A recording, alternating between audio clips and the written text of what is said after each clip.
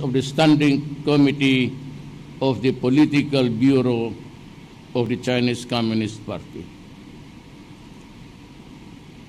I met Premier He Chang, Chairman of the National People's Congress, and Xiang Lijiang, and Vice Premier Gao Li.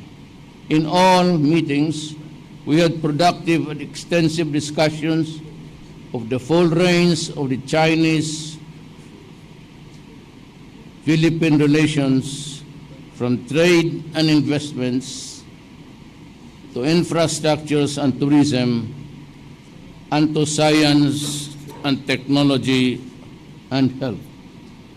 To realize the vision of a deeper and more meaningful engagement, we have opened formal lines of communications between our government and agreed on the full resumption of the regular bilateral consultations mechanisms which were put on hold for several years. With security and stability recognized as necessary conditions for growth, the Philippines and China affirmed the importance of maintaining and promoting peace, freedom of navigation, and overflight in South China Sea.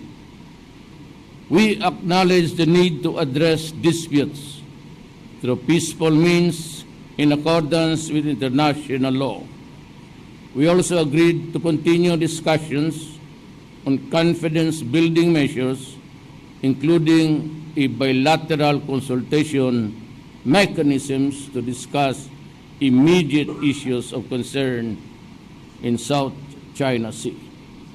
To maintain stability, we also concluded an agreement between our Coast Guards for general cooperation to minimize incidents at sea.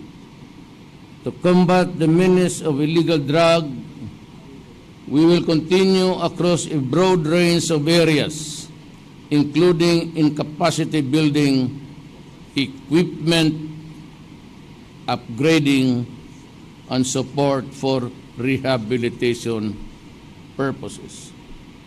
With the shared objective of achieving greater growth and prosperity for our peoples, the Philippines and China jointly work closely on building on a robust economic agenda.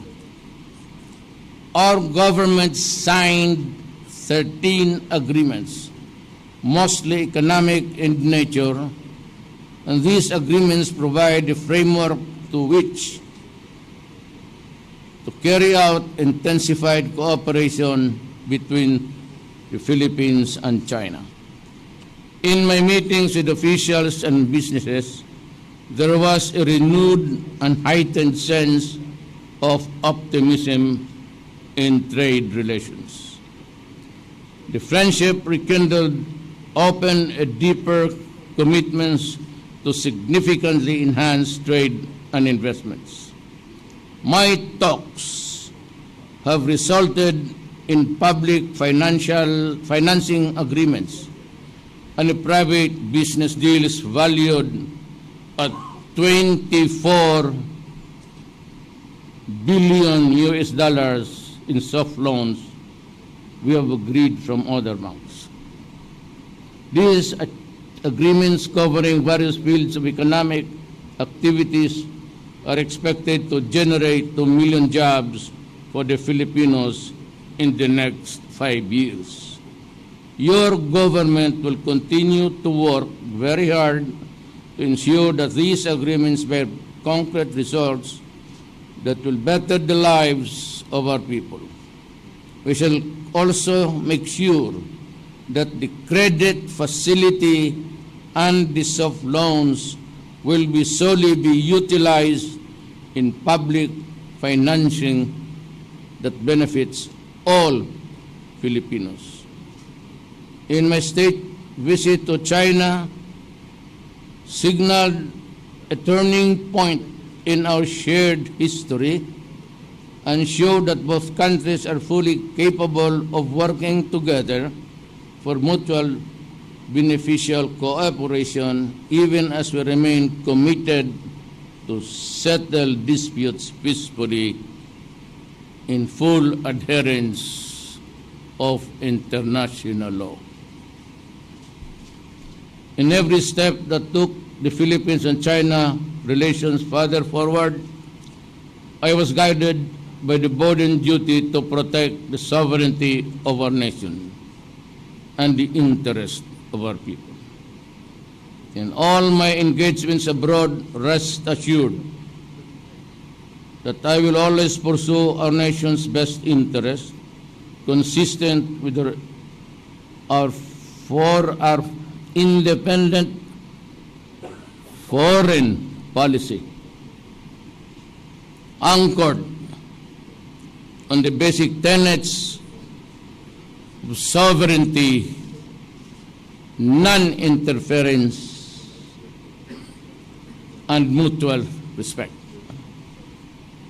On the personal side, the warm welcome and expressions of the support of our kababayans in Brunei and China further strengthened my resolve to pursue the various reforms being carried by our government. We will harness our foreign relations to the inclusive growth and sustainable development of our country so that working abroad becomes an option and no longer a need for our people. With this, I seek your continued support and cooperation as we strive to introduce fresh initiatives and more endeavors that will create meaningful changes in ourselves, our families, our communities. Salamat.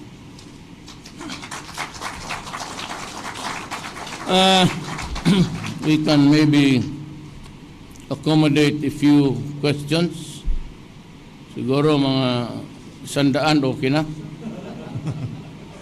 The first question, Mr. President, is from Edith Regalado of the Philippine Star. Good morning, Mr. President. Yes, ma'am. First question is this. While in China, you declared, you had some pronouncements about severing ties with the U.S., both militarily and economic aspect. Now the question is, when are you going to come out with a written order with respect to the military and then for the economic aspect, it would affect private businesses and, you know, the BPOs and everything. So, yung side na yun, sir. And then second question, sir. Anuhin ko na lang, sir. That is the third. No, second question pa, sir. Second question is this. Is your attitude towards the U.S., does it have something to do with the mirroring case? Has the U.S. ever asked or apologized to you through those years? I'll answer you the second question. Sir. It has not really appeased me at all. Binastos tayo ng Amerika. Mirring was carrying out explosives in and out of Davao City for several years. He was hosted sa Evergreen Hotel. Hindi siya pumayag na may pasok tigalinis. And for 5 years, he was in and out of Davao City. One day, there was an explosion. It burned the hotel, not nearly, but sunog. And he was brought to the hospital. He lost both of his legs. But unfortunately, the following morning, early on, may naglanding dito sa airport na to, a citation of the U.S. Embassy at bumaba isang police na gago na taga-Pilipinas, the Colonel, I forgot his name, and some Americans who ran their badges as FBI raw sila, got Mirring out of the hotel, brought him out kasi sabi nila dalhin nila sa Makati Medical Center for better medical. Well, treatment facilities, whatever. But what they really did was to fly out, marrying Michael to Singapore and Shanghaied him to the United States. To this day, parang Batman and Robin mystery yan. No explanation. Thought a week after, or 4 or 5 days, Richard Doney, the ambassador at the time of the United States, nagipag-usap sa akin early morning with his aide only, and Mr. Bongo, apat kami nag-usap, and they promised to conduct a full-scale investigation and committed to me that they will serve me a copy. Sa awa ng Diyos, hanggang ngayon, wala pa ako natanggap ni, baski note lang man sana. One night, during the campaign, at least that, may card ako sa kanya. I think Bongo was the card. May binigay siya ng card, sabi niya, he was from the CIA. And sabi ko, may I help you? And we talked about the mirroring case and said that he would see me maybe the day after. And we did meet almost 4 o'clock in the morning. I was very tired from a campaign sortie that night. At ang sinabi lang niya, and these were his exact words, Mayor, pwede ba natin kalimutan na lang to? Can we let this pass, this thing pass? Can we forget it? Well, sabi ko, wala naman rin akong magawa. I've been waiting for that report, but until now, I haven't. So I really do not know what was the mystery about. So,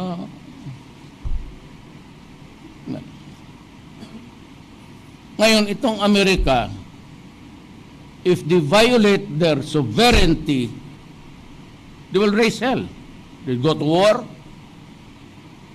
Kung tayong ginagawa nila sa atin, there wasn't even an apology or anything. Kinalimutan ko yun. Ngayon, dumating itong naging presidente na ako, and one of the 3 promises that I made to the people was that I will cut corruption. And I hope it will really.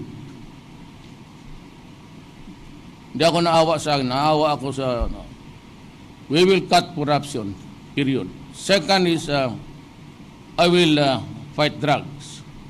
And third, I will cut criminality. Problema ngayon, I am faced with a dilemma. We never knew exactly how many at the time during the campaign how many people were infected or gone crazy because of drugs. And they knew it because they were there when it was unfolding. Yung 3 million na yun, figure yung ni General Santiago when he headed the PDEA. Hindi ko binilang yung akin kasi until now, we are receiving surrenderies, and I think by the end of the year, it would have reached the 4 million mark. Alam nila yan. And so I was hard-pressed. They knew, they operate a government. They knew that I was a mid-term president, that I entered into the picture operating on a budget that was prepared last year by President Aquino for the operation of this year. And I was hard-pressed on everything. And yet they had the goal, these idiots, they would just say, why Duterte? Why is he killing the criminals? Why does he not just build enough rehab centers for 3 million immediately kaagad? It's easy to criticize. With that, they knew that I had no money. I am now operating on a budget. We do not have capital outlay. Ang atin is the maintenance, MOEOE. MOOE lang tayo. Pang-sweldo, pang-tawid na lang itong sa... And that's the problem. And so I ordered a full-scale war. I did not order a police action, but because that would not have enough. So when I became president, I pressed everybody. And lo and behold, we are now nearing 4 million drug addicts in this country.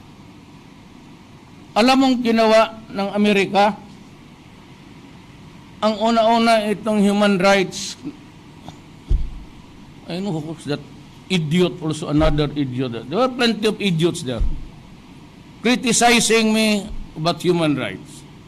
Sinakyan nila an issue of extrajudicial killing, which was not an issue at all. You were here, we were all around.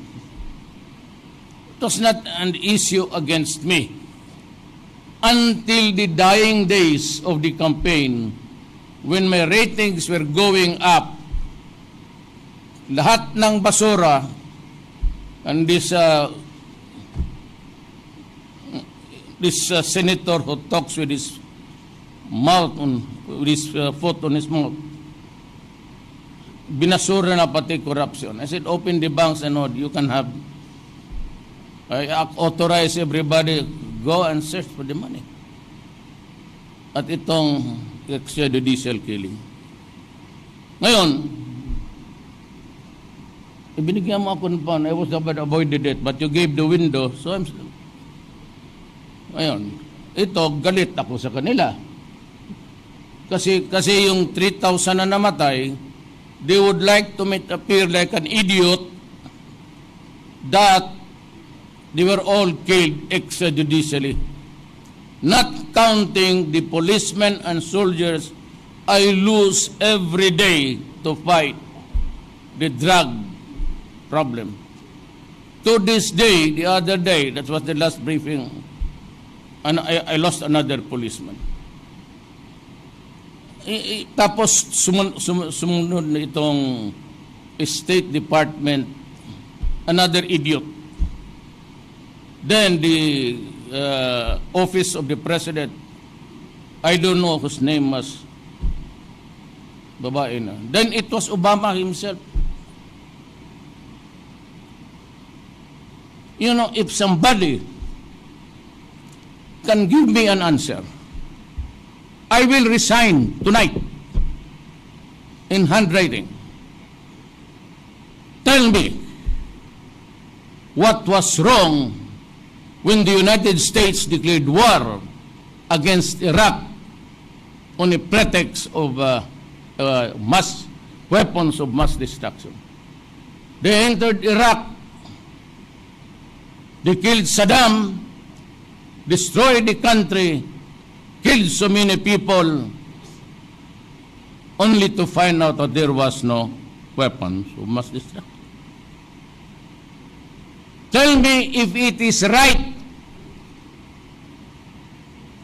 because I will resign. Any man here in this room would stand up before me and say, it was moral, it was right to kill a leader of a nation, wipe out his people, and have the gall to criticize me about human rights violation. They undermined Libya. Libya is a failed state. They are eating Saddam slowly. Were it not for the fact that China and Russia are supporting Syria. Why? Why? Because if Assad is out, they would have destroyed the entire Middle East. Why? Maybe oil. Why? Stupidity. Another reason. Idiotic behavior. Yan ang problema dyan. Kaya ako galit kay Mary because binastos nila ako. Nung tinanong ninyo ako kinaumagan, you were the one who asked the question, isa ka pa. Sabi niya, si Miring na wala. So I called Lasa, who is now the mayor of Hagonay. Colonel Lasa, he was the chief of police at the time. Sabi niya, Mayor, hindi ko alam. So I called General Peña, who was the RD here. Sabi ko, ano nangyari? Sabi niya, Mayor, hindi ko talaga alam. So, what do you call that? Is that respect? Mutual respect and papahigil mo muna ako, uminit na inom na ako ng tubig. Ikaw kasi marunong ka talaga mapainit na makatulog ngayong gabi. Ikaw na. Tapos sabihin ninyo ang Amerika lives by the values of what? Whose value is it? Your value? Our values? Because if there is one thing that they don't really want to, if there is one thing that the Americans have failed miserably, it is in the province of the human dignity. Dali kayong basta kung just like Obama, during the Laos meeting, I was here. I answered a particular question, ano gawin mo pagka i-raise nila yung extrajudicial? Ano sinagot ko sa inyo? Huwag ninyo akong bastusin kasi pag bababuhin ko talaga kayo doon. Did I mention Obama?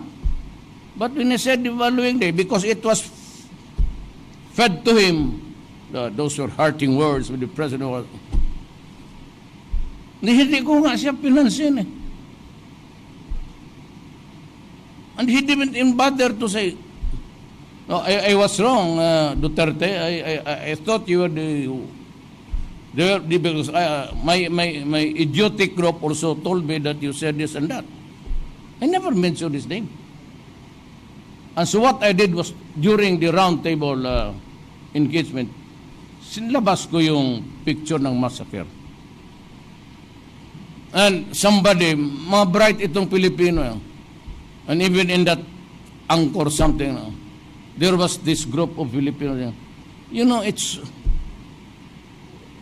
1 century ago. Those are not my words. Before the election, I tried to reach everybody. Norm Iswari, the communist, I went to Murad, there, Nampanan, doon sa kampo nila.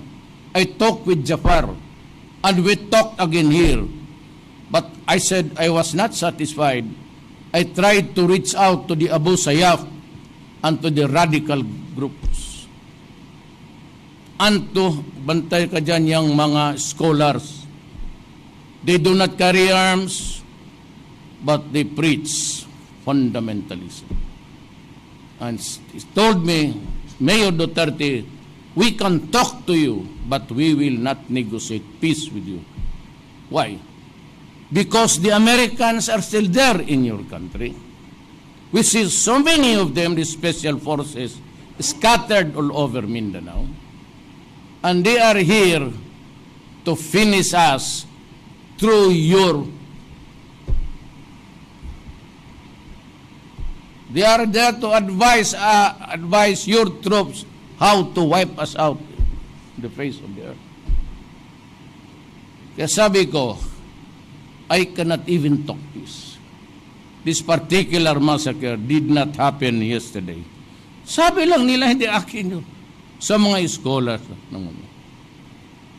We cannot forget it because so many, sila ang dapat sisihin.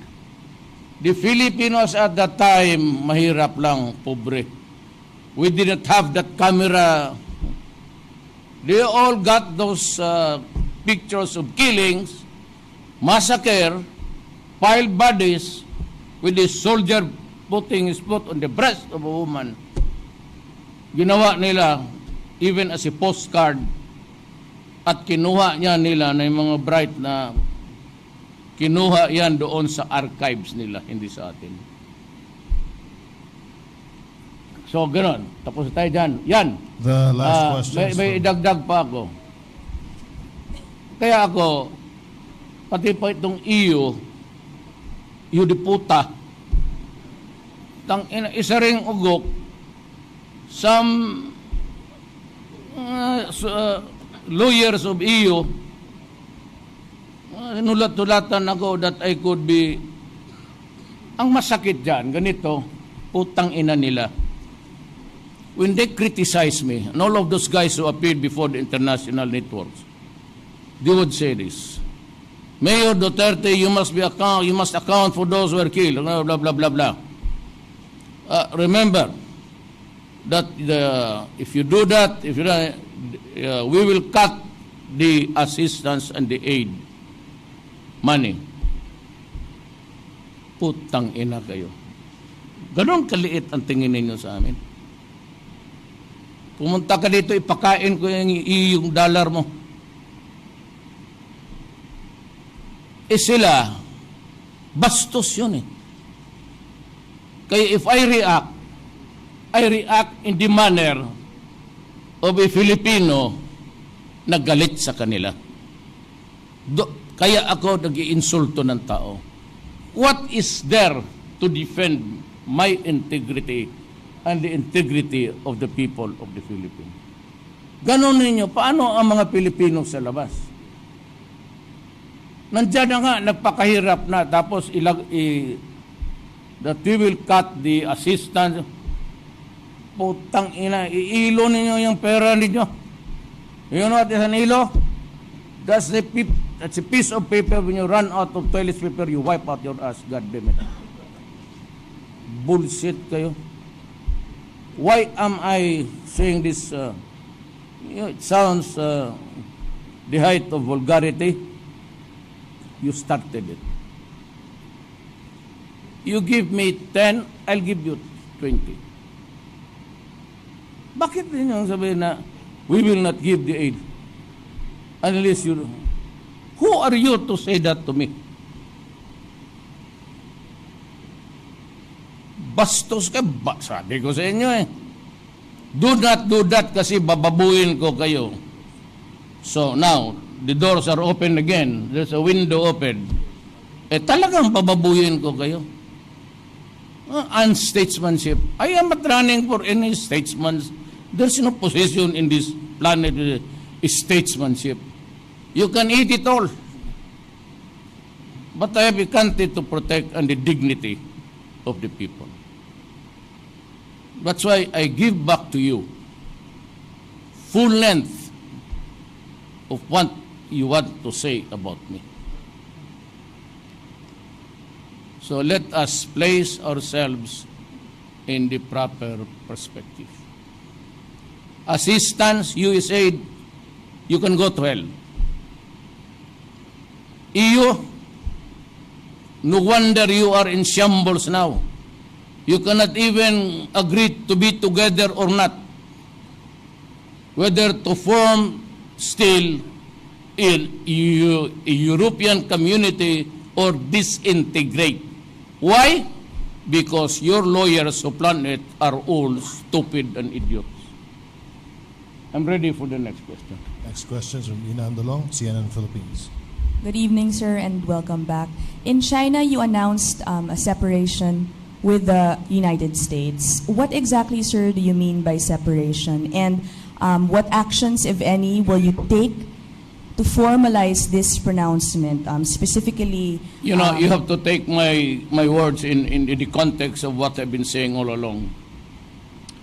It's not severance of ties. When you say severance of ties, you cut the diplomatic relations. I cannot do that. Why? It's to the best interest of my country that we maintain that relationship. Why? Because there are many Filipinos in the United States. Americans of Filipino ancestry. Why? Because the people of my country is not ready to accept I said separation. What I was really saying was separation of a foreign policy. In the past, and until I became president, we always follow what the United States would give the cue. What he would give the cue that we are there, we follow, pasunod-sunod tayo. Hindi ako magsunod. Now, for example, Russia came out with a statement that this mentioned that I had a talk with Medvedev, and they are ready to extend any and all assistance. So that if I would like to have an atomic bomb, and if it is given to us, I'll bring it here. That is what it means. But I would like to thank Russia for understanding us. My problem, and they know also that how hard I am in dealing with the economic stress of my country. And for them, it was a very nice human gesture. To the Russian Republic, salamat po. Last from me, sir. The pronouncement has raised concerns or questions on what it could or how it could impact existing deals like the VFA or EDCA, the Mutual Defense Treaty, and also concerns from Filipinos in the U.S., sir, working there, and Yes, those that's what I hired said. by U.S. BPO, U.S. That's what I said. Do they have anything to worry about? Yes, I sir? have nothing about to worry. I worry that they would not get out of this country, that you have to force them. That is my worry. Why should I be worried?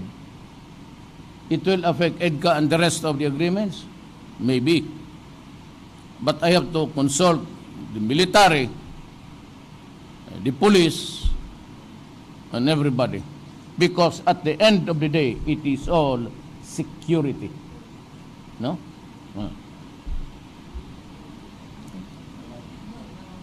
Sir, yung sa Filipino workers hired here, they're here working for American BPOs. Do they have something to worry about? Well, how about the Americans working for here also in the Philippines?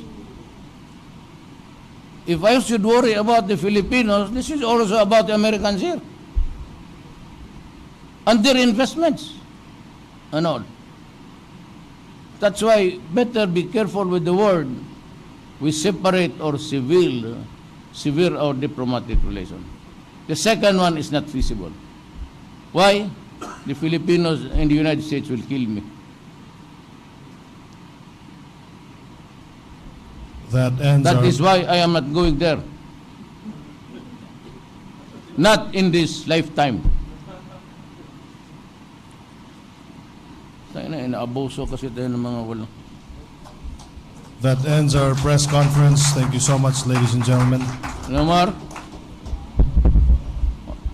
How about the young lady? The blue shirt. You'll have your time. Alam mo, nagpapakpak lang ito kaya inaantok na to. Galing kami Beijing. Hi, sir. Also in Beijing, you announced the alliance, you're eyeing alliance with China and Russia. Apart from these countries, what other countries are you looking for to have alliances with? So many alliances, really, actually. Alliance is a generic term. That there is so many agreements, so many treaties to talk about. What is very important is that we have agreed to help each other economically, but the bulk of that burden would really be coming from China. Look at what happened. They just gave us 13 billion. It's not easy to just give so much money to a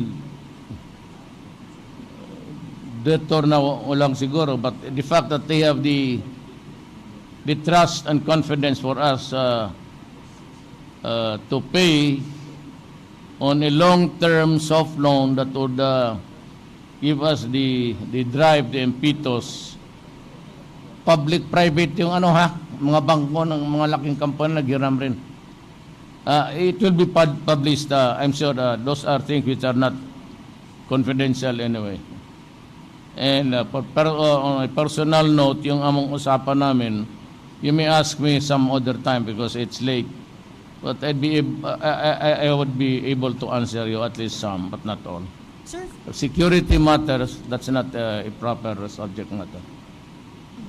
Sir, follow up. There are some people na nagsasabi na you are announcing your separation from US, and yet you just announced alliance with China and Russia. Hindi po ba conflicting yun dun sa lagi No, natin sinasabing it independent could be- policy, foreign policy? Your May thoughts I on look that, sir? at you for a moment?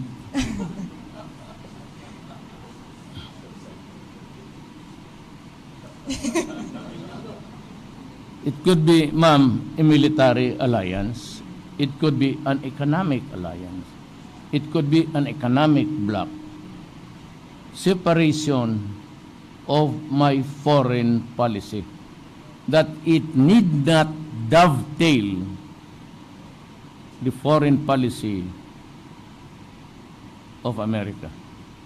That's what I meant actually. Even severe is to cut. Separate is just to chart another way of doing it. Thank you, sir.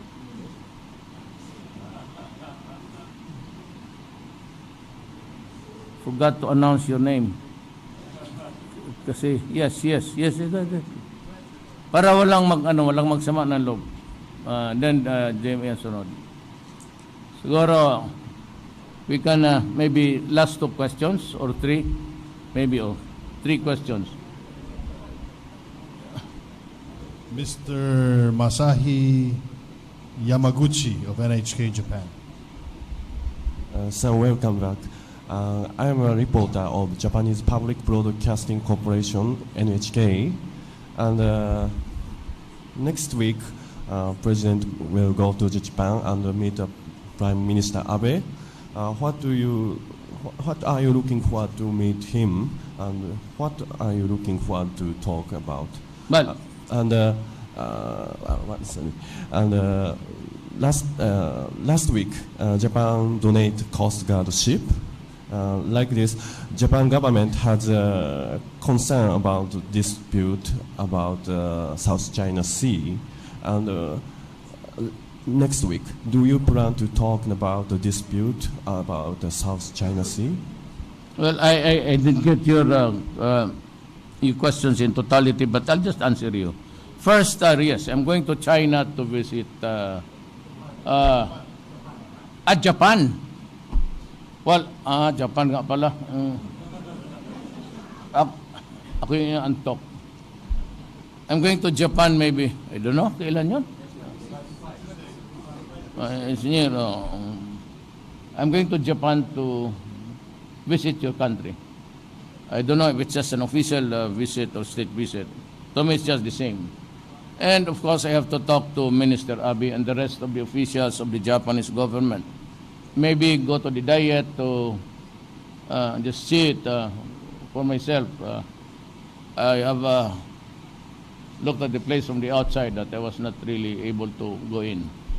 My talks with the Japanese government, particularly the premier, would really be solely on, well, most of it actually is economic cooperation.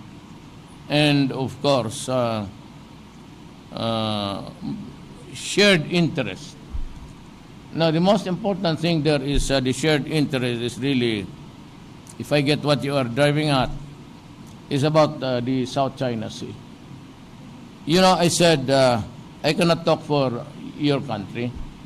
I have to wait until I meet Minister Abe, what would really be talking about. But the South China Sea has been the contention with several other countries vis-a-vis against China. The award to my country was on the arbitral decision, and it said that that piece of property there, if at all, is really part of our exclusive economic zone. It has nothing to do with the territorial waters. But if you are entitled to a fish fund as agreed upon by all, that each country shall own a fish fund of its own for its sustenance, that is what it is being talked about in that judgment. I told everybody, and I told China, I cannot surrender anything there. And in passing, we mentioned, they said that, they answered that at least what was, we do not want trouble there. We can only talk. And we hope that your country will not, do something foolish to start a violent war there or incident. And I said no. And we cannot talk about it because I cannot give or promise anything which I cannot do under the laws of my land, particularly the Constitution. And that would be maybe also the meat of what I would tell your minister, that we can only agree to talk peacefully, resolve the dispute, and maybe come up with something that is good for everybody. Just maybe.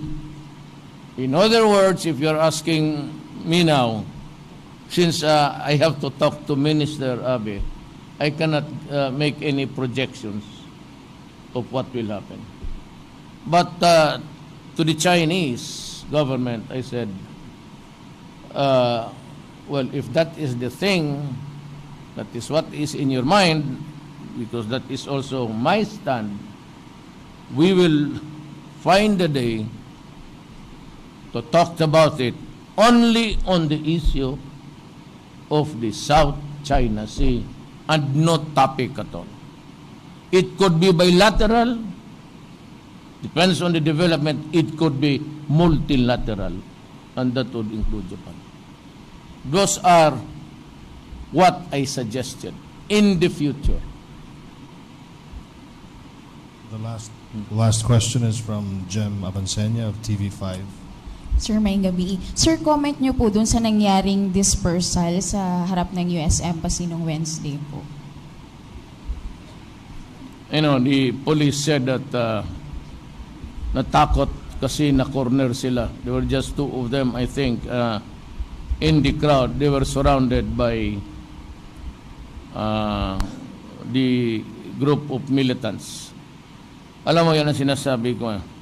Even in war, even in everything, it's miscalculation.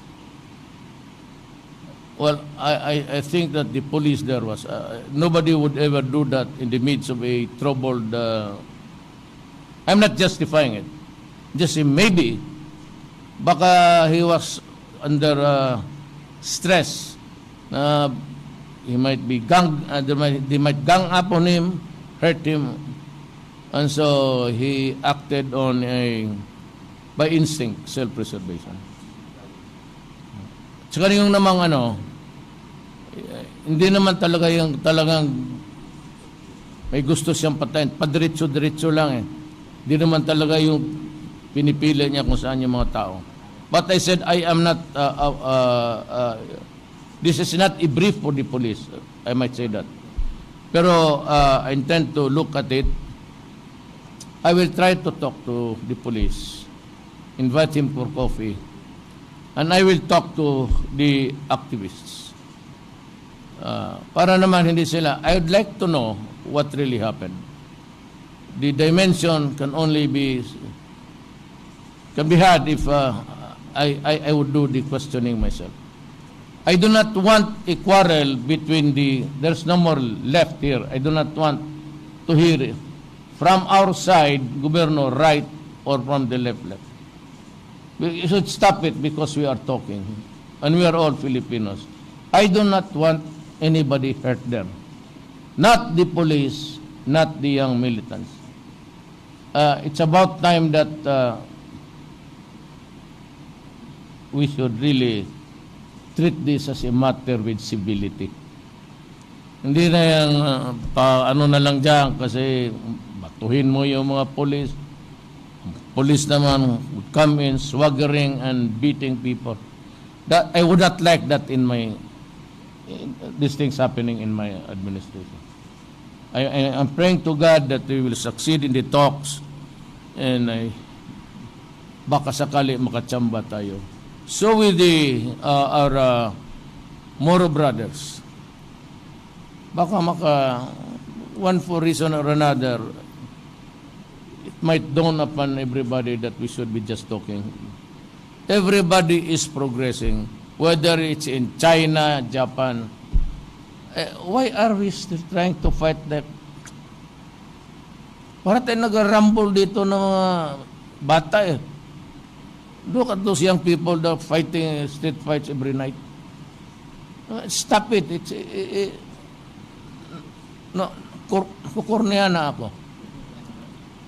But this is one thing I'd like to suggest. I do not want any firearms during demonstrations. Maybe, but no M16s there. Well, this should be stationed far away. The worst that they can do, or maybe the demonstration is cause damage. I do not want to see M16s. There's no fighting there that will ever happen. I mean, those are anathema in the modern sense of the word, demonstrations. They're everywhere. In every country, there are always demonstrations.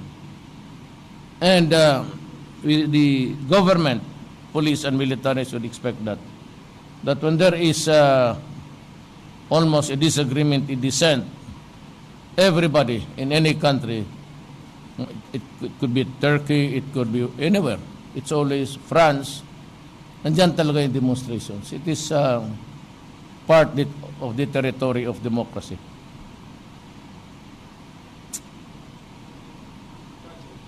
Sana. Yeah. Okay. I might not be able to hear you. You know, I had this sleeping when I was. You might want to use the. Yes, sir.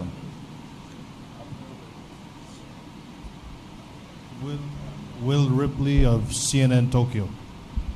Thank you very much, Mr. President, for Yeah. taking my question. Just wondering, who would you get along with the best in the White House, Hillary Clinton or Donald Trump? You know, my friend, I would like to answer your question candidly, honestly, and truthfully. Problem is, of course, personally, it will not really matter much. But I am a president of a country, and we have these splendid relations with America. And the fact that there are already millions of Filipinos, maybe in your country. Are you an American? Okay. I cannot gamble an answer. Because either way it would affect, they might create a hostility here, antagonism here. So I'm better off in saying that my favorite hero is Putin.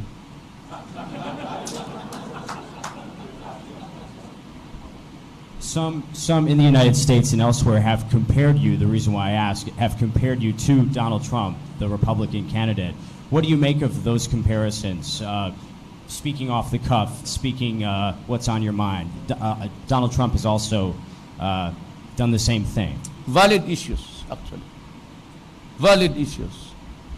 Trump is airing something which is should also be a concern. One is terrorism. Everybody should be worried about terrorism. And of course, in this modern world, multicultural countries, again, there should be some semblance of, acceptance and maybe, especially in the matter of religion, tolerance. Those are broad words, but they have deeper meanings if you go into it. Tolerance, tolerate your religion and respect it and all the things like that. Terrorism, it's there. And frankly speaking, I'd like to be honest with you. America somehow, not all, somehow provided the reasons for the terrorism there right now. Why? Well, you need not be a terrorist. There has to be an explanation. Where an Arab of Syrian descent, of Iraqi or Iranian would be there, migrated to the United States, and was even born there, and yet somehow gets into a radical thing. Maybe not even the history of the Persian Empire and all of these things. What they see are the bombings and the killings of Sunni. And if I were it's not being done on the Filipino, I would really, and even you, if you are from the outside and you see Americans being treated that way, villages bombed, killing soldiers, and even hospitals, and just say, oh, it was the wrong target. You, by those pictures alone, you need not physically bring him inside the United States.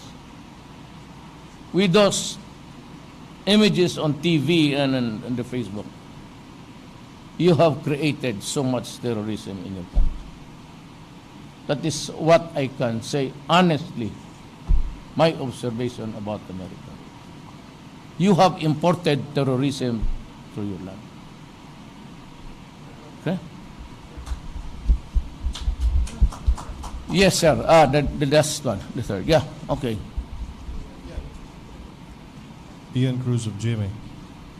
Welcome back, Mr. President. Ian Cruz of GMA7, sir. Sir, did you bring up the issue of Filipinos' fishing rights in the Scarborough Shoal with President Xi Jinping? And was there any assurance from the Chinese that they will not reclaim any part of the Scarborough Shoal, sir? I leave it to the, yes, of course we did. I leave it to the Chinese authorities what they will do in the next few days from now. Napag-usapan namin, pero no. I leave it to them to, it's one of the things I said that in the private talks, which I cannot. But tingnan natin. Let us see what develops in the days to come. Last, hindi ka man bidya.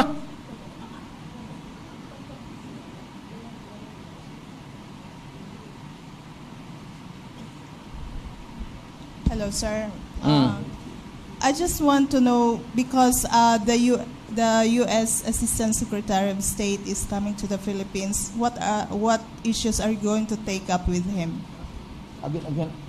The U.S. Secretary of State, Daniel Russell, is coming to the Philippines. What issues are you going to take up with him? Secretary of State? Assistant Secretary of State. The Secretary of State here is Perfecto Kerry Yasay.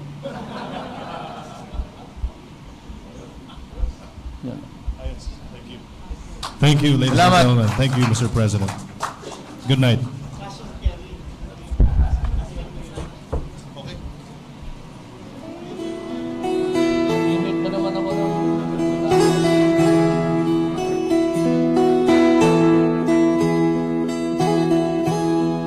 Ikaw ang pangulo para sa pagbabago.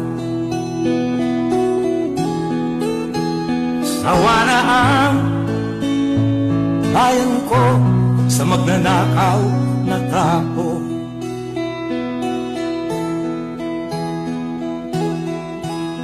Madilim na kahapon, ikaw ang mataahon. Sa piling mo, di ko mawawala ang korupsyon.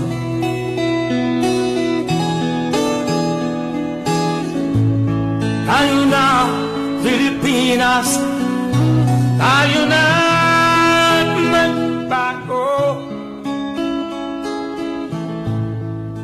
Hawak kamay tayo para sa pag-asenso.